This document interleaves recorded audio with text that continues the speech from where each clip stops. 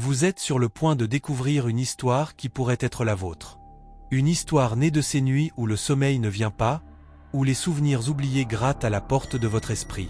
Le téléphone sonne, une mélodie stridente et déformée dans le silence pesant de la pièce. Une voix, rien qu'un chuchotement déformé, siffle à mon oreille, « Tu as oublié la pièce. » Mais elle ne t'a pas oublié. Mon propre souffle s'accélère, un tambour dans ma poitrine. Devant moi, un couloir qui n'en finit pas, et au bout, cette porte. Une porte en bois noir, entr'ouverte, d'où pulse une lumière bleutée. C'est un appel. Un piège. Et je sais que je dois y aller. La porte s'ouvre sans un bruit, comme si elle m'attendait. La pièce est vide, mais pas déserte. Au centre, un plateau métallique. Dessus, un drap blanc qui se soulève et s'abaisse, doucement, comme s'il respirait. À côté, une seringue. Elle est remplie d'un liquide noir, épais comme de l'encre. Sur le mur, des mots griffonnés, « Tu as signé. Maintenant, souviens-toi. » Ma main tremble en touchant le drap. Je le soulève. Rien.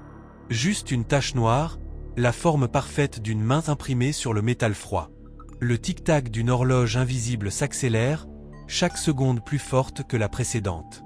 Un murmure parcourt la pièce, indistinct, familier. Je me tourne vers un grand miroir ancien. Mon reflet tarde à apparaître. Et quand il se dessine enfin, ce n'est pas moi. C'est un homme en blouse blanche, le visage calme, un sourire trop parfait. Ses yeux ne clignent jamais. Soudain, un flash. Je me revois, plus jeune, dans cette même pièce, en train de signer un document. L'homme me tend un stylo. « C'est pour ton bien, » dit-il. Sa voix est douce. De retour au présent, son reflet lève la main, et je sens une pression glaciale sur mon épaule. « On avait un accord, » murmure-t-il depuis le miroir. « Tu ne devais pas revenir. »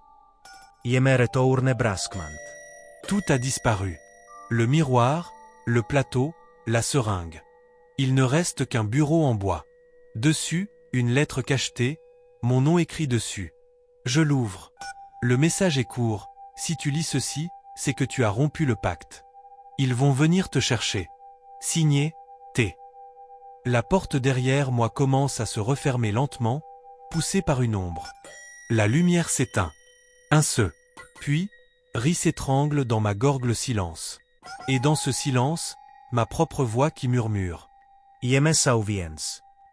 Cette histoire est terminée, mais votre réflexion ne fait que commencer. Que avons-nous oublié? Quel pacte avons-nous signé dans l'ombre de nos vies?